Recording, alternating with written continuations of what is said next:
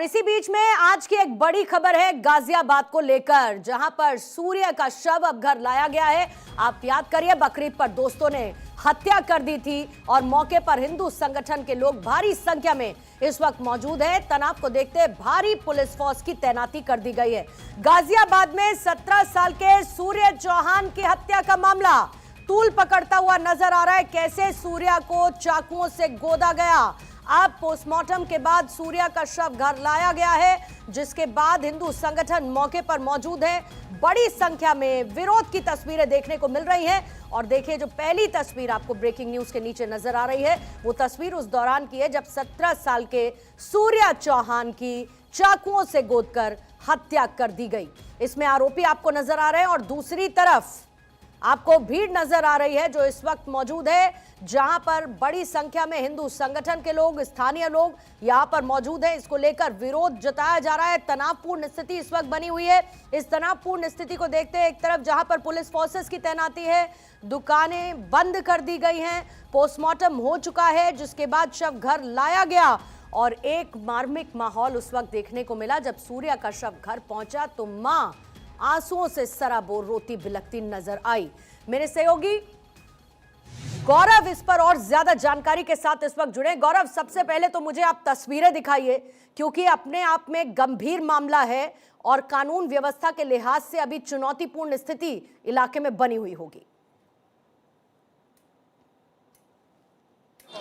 और बिल्कुल पूर्णिमा, देखिए 3 बजे का वक्त हो चुका है और अब से थोड़ी देर पहले जो सूर्या का पार्थिव शरीर था वो उसके घर पे सुपुर्द किया गया। पोस्टमार्टम होने के बाद से जो बॉडी है वो लाई गई है। लेकिन इस बीच अगर मैं बात करूं, इस पूरे हिस्से में दुकानों को बंद कर दिया गया। हालांकि दुकानें सुबह से ही बंद की गई थी, लेकिन भारी संख्या में जो फोर्सेस की डिप्लॉयमेंट है वो आपको दूर दूर तक देखने के लिए नजर आएगी। तमाम जगहों पर इस पूरे गली में भारी संख्या में उत्तर प्रदेश पुलिस के जो जवान हैं उनकी डिप्लॉयमेंट की गई है, उनकी तैनाती की गई है। और अब जो खबर मिल रही वो ये है कि जो परिवार है वो अपने तरफ से जो 2-3 मांगे हैं महत्वपूर्ण रूप से वो पुलिस प्रशासन के सामने कर रहा है, क्योंकि यहां पर पुलिस के जो आला अधिकारी हैं वो भी पहुंचे हुए हैं। और सबसे बड़ी बात यह है कि जिस तरीके से परिवार की डिमांड है, परिवार का साफ तौर पे ये कहना है कि जो दोषी हैं सबसे पहले उन दोषियों पर जो कड़ी कार्रवाई है वो की जाए और इनकाउंटर उनका किया जाए। बुलडोजर वाली कार्रवाई की डिमांड यहाँ पर जो परिवार है, पीड़ित परिवार है, उसके तरफ से की जा रही है। पूरी गली आपको दिखा रहा हूँ, यहाँ पर तमाम जो अलग अलग हिंदू संगठनों के लोग हैं, जो कार्यकर्ता हैं, वो पहुंचे हुए हैं।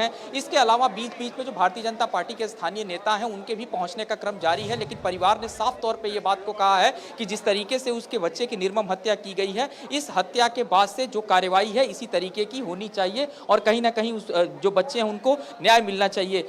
ये जो पूरी घटना यहाँ पे हुई है, खास करके अगर हम इस गली की बात करें, ये जिस तरीके से हत्या की गई, कैसे देखते हैं इसमें? क्या दोस्ती पहले से थी इसलिए वो विश्वास नहीं जता पाया, उसे पता नहीं था और उसकी हत्या हो गई? क्या हुआ इसमें? भाई, जितनी तो हत्याएं हुई है यहाँ से लेके दिल्ली, राजस्थान, सब दोस्ती वाली तो होती है। ये दोस्ती नाम पे अटैच होते हैं, वहीं पे जिहादीपन दिखाते हैं अपना। लड़कियों को फंसाना, लड़कों को फंसाना, ये जब कांड करते हैं तो एकदम से करते हैं। आप परिवार से आपकी मुलाकात हुई? हाँ, मुलाकात हुई। का क्या कहना है, क्योंकि परिवार में इकलौता लड़का था? परिवार एनकाउंटर चाह रहा है, हमारे बच्चे की मौत की जगह मौत हो। तो तमाम जो अलग अलग संगठनों के जो लोग हैं वो यहाँ पर पहुंचे हुए हैं और आपने सुना कि ये जो परिवार है, चाहे हिंदू संगठनों के लोग हैं, वो साफ तौर पे जो इनकाउंटर है वो चाहते हैं। लेकिन इसमें अगर हम देखें जिस तरीके से ये हत्या होती है, इसमें 3 से 4 लड़के जो हैं वो मिले हुए हैं। अलग अलग लड़कों की जो पुलिस है उस एंगल पे जांच कर रही है। तो ये कहीं ना कहीं एक महत्वपूर्ण बिंदु है। सबसे पहले उस पूरे मामले को पुलिस इन्वेस्टिगेट कर रही है कि दरअसल क्या कड़ियां थी, क्यों ये हत्या हुई है। पुरानी रंजिश तो कोई नहीं रही है, ऐसी भी चीजें जो है ये बताया जा रहा है गौरव कि कुछ तो पुरानी अदावत थी, अगर हम कुछ तो पुरानी अदावत थी। लेकिन बात यह है कि पुरानी अदावत के नाम पर अब बकरीद के दिन आप सूर्या को बुलाते हैं, आप पूछते हैं कि कभी बकरे को हलाल होते हुए देखा है। मतलब अपने आप में ये कितना बड़ा कट्टर रवैया है एक समुदाय विशेष की तरफ से, उन लोगों की तरफ से। अभी तक इस मामले में कितने लोगों की गौरव गिरफ्तारी हो चुकी है, कौन कौन फरार बताया जा रहा है? बिल्कुल, देखिए पूर्णिमा महत्वपूर्ण बात आपने कहा, क्योंकि इस पूरे मामले में जो परिवार से भी बातचीत हुई है, स्थानीय लोगों से जो बातचीत हो रही है, उनका भी साफ तौर पे यही कहना है कि जो लोग थे दरअसल पहले से एक दूसरे को जानते थे, लेकिन पुरानी रंजिश जरूर थी जिसको लेकर के इस पूरे हत्या को अंजाम दिया गया। इसीलिए इस पूरे मामले पर जो पुलिस इन्वेस्टिगेशन है इसी एंगल पे ही की जा रही है। इसके अलावा असद नाम का जो लड़का है जो मौके से बताया जा रहा है फरार है, परिवार के साथ फरार है। पुलिस फिलहाल इस पूरे मामले में पूछताछ कर रही है। और आप देखिए, अगर मैं पूरे गली की तस्वीरें दिखाऊं यहाँ पर, तो ये पूरी जो गली है, यहाँ अंदर जाने के लिए अगर परिवार की बात करें तो लगातार जो परिवार से लोग मिलने वाले हैं वो लोग यहाँ पर पहुंच रहे हैं। और इस पूरे हिस्से को अगर मैं कहूँ, पूरे रोड पे जो दुकानें हैं उसको पूरी तरीके से यहाँ पर दुकानों को बंद कर दिया गया है। और इस हिस्से की अगर मैं बात करूँ, ये पीड़ित परिवार जो है जिसकी घर पे जो सूर्या का घर है, ये आप देख सकते हैं, यहाँ पर भी इस गली में लगातार जो लोगों के जो पहुंचने का क्रम है वो बना हुआ है और तमाम जो आसपास के लोग हैं वो यहाँ पर पहुंच रहे हैं।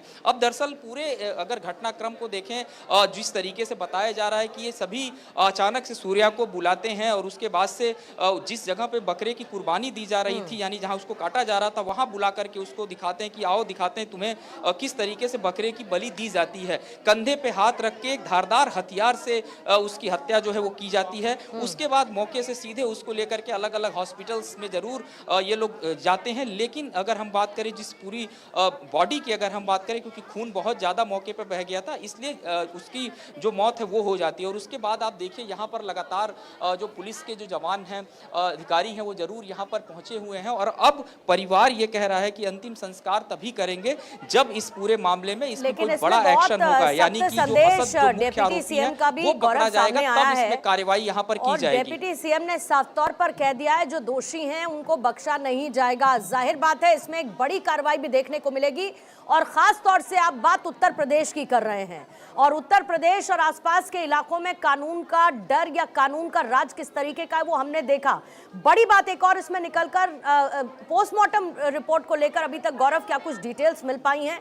कितनी बार चाकुओं से हमला किया गया, क्या कुछ रहा?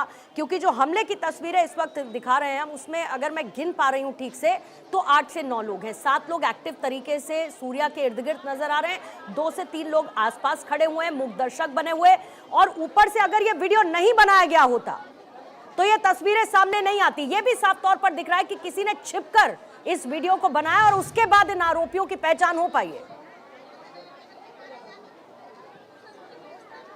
बिल्कुल, देखिए इन आरोपियों की पहचान हो गई है और ये वीडियो पूरी तरीके से सार्वजनिक है। और जिस तरीके से सूर्या के ऊपर अटैक किया गया, आपने देखा होगा लगातार चाकुओं से उसको मारा जा रहा है। यानी कि आप ये समझिए कि जो बॉडी है, मौके पे जो लोग वहाँ पर मौजूद थे उनका ये कहना था कि खून बहुत ज़्यादा बह गया था, यानी 7 से 8 बार चाकुओं से उस जो बॉडी है उसमें हमला किया गया। तो साफ तौर पर आप समझ सकते हैं कि निर्मम हत्या यहाँ पर की गई है। और उसका जो वीडियो फुटेज है जिसमें वो पूरा एक ग्रुप दिखाई दे रहा है, उन सभी लोगों की निशानदेही की गई। पुलिस ने तकरीबन 5 लोगों को उठाया, उसके बाद से उसमें 3 लोगों को अब तक गिरफ्तार किया जा चुका है। और अभी भी अगर हम बात करें मुख्य आरोपी की बात करें तो वो फरार बताया जा रहा है। और इस बीच लगातार आप देखिए कि जो परिवार है यहाँ पर, उनसे मिलने के लिए तमाम जो लोग हैं, पुलिस के जो अधिकारी हैं, वो यहाँ पर पहुँच रहे हैं, क्योंकि 3 बजे का वक्त हो चुका है, बॉडी आए 1 घंटे का वक्त हो चुका है, पोस्टमार्टम बॉडी का हो चुका है। तो अब अंतिम संस्कार की जो प्रक्रिया है, प्रशासन चाहता है वो अंतिम संस्कार जो है वो संपन्न कराया जाए। लेकिन परिवार जो है अभी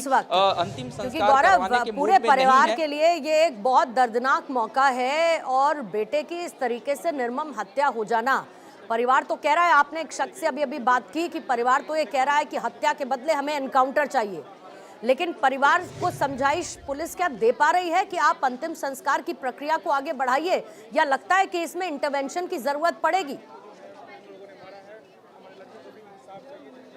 देखिए साफ तौर पे पहले यहाँ पे स्थानीय जो पुलिस के जवान थे, अधिकारी थे, उन्होंने आकर के परिवार से बातचीत किया। जब बॉडी परिवार जनों को सौंपी गई तो परिवार ने साफ तौर पे कहा कि इस पूरे केस में हुआ क्या है।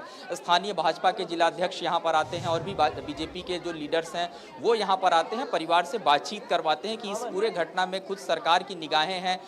खास करके उत्तर प्रदेश के मुख्यमंत्री ब्रजेश पाठक की बात करूँ तो ब्रजेश पाठक ने भी साफ तौर पर कहा कि इसमें न्यायोचित कार्रवाई होगी, दोषियों को बख्शा नहीं जाएगा। लेकिन परिवार अभी किसी प्रकार का कोई आश्वासन नहीं सुनना चाहता। परिवार को एक्शन चाहिए, क्योंकि इस पूरे परिवार की बात करें पूर्णिमा, ये जो पारिवारिक पृष्ठभूमि है, लड़का इकलौता था, माँ जो है वो सिंगल मदर है, यानी कि पिता का देहांत जो है पहले हो चुका था, और लड़का हाई स्कूल में पढ़ रहा था, अभी उसने एग्जाम दिया था, और उसके बाद से बहुत सारी जिम्मेदारियां उसके ऊपर परिवार की होती। तो ऐसे में परिवार का जो एकमात्र सहारा था वो अब परिवार में नहीं है। तो ऐसे में डिमांड जो है ये भी है कि उस परिवार से किसी एक व्यक्ति को कम से कम सरकार सरकारी नौकरी दे, या जिस प्रकार की व्यवस्थाएं हैं वो जरूर समुचित व्यवस्थाएं सरकार की तरफ से की जाए। हालांकि एक्शन लगातार पुलिस की तरफ से किया जा रहा है, और जो फुटेज है, जो वीडियो फुटेज है, उस आधार पे भी पुलिस लोगों से बातचीत कर रही है, उनके चेहरे मैच कर रही है। तो दोषियों को तो बख्शा नहीं जाएगा, क्योंकि उत्तर प्रदेश की ये रवायत रही है, खास करके योगी सरकार में इस तरीके की घटना के बाद से बड़ा एक्शन देखने को मिलता है। तो एक्शन जरूर देखने को मिलेगा,